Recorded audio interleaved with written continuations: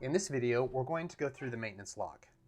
We'll show you how to review and navigate through your maintenance log, how to make new entries into your maintenance log and the different types that exist, and how to edit or delete previously made maintenance log entries. From anywhere in the application, select the Maintenance tab, which will bring you to this screen. By default, you'll see all of the maintenance entries you've made in the past year. You can change that date range here to any date range you like. You can also select the All button, which will show all of the maintenance entries that you've ever made. Down in the lower right-hand side of the screen is the number of entries that appear on the page or on the screen. You can select this based on the number of activities you actually have to show. On the lower left are the page numbers, and this is how you scroll through the different pages showing all of the maintenance entries and activities. Back at the top of the page is a search field. Using this field, you can search anything that's on the page within your date range. You can search on keywords and activity, dollar amounts, vendors, or anything you like. There are two types of activities you add to your maintenance log. First, using the Add Activity button, you add items that you had previously planned to do, things that are in your maintenance schedule already. Using the One-Time Activity is where you add things that are not part of your maintenance schedule, things that were unplanned, such as a repair or a project or an upgrade. For my first example, I'm going to add a maintenance activity to my maintenance log that is already part of my maintenance schedule. So I'm going to select Add Activity. Then I'll receive this pop-up. For the date, I can specify any date I like. I'm going to leave it today for this example.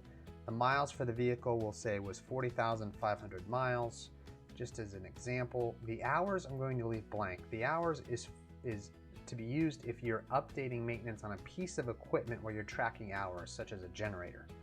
For this example, I'm going to update a maintenance activity for my chassis, and I'm not tracking hours, so I'm going to leave this blank.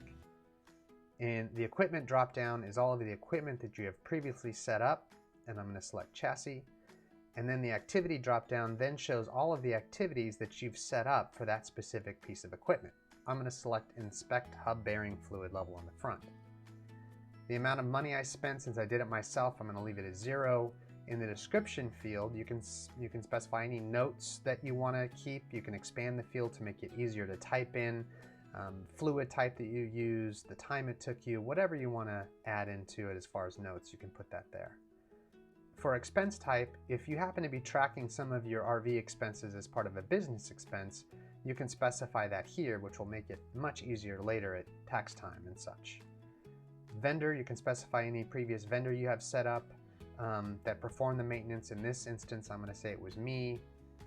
Here's where you can add any documents, such as a receipt or an invoice, a label of something you used. You can upload that here, and then any notes about that specific document.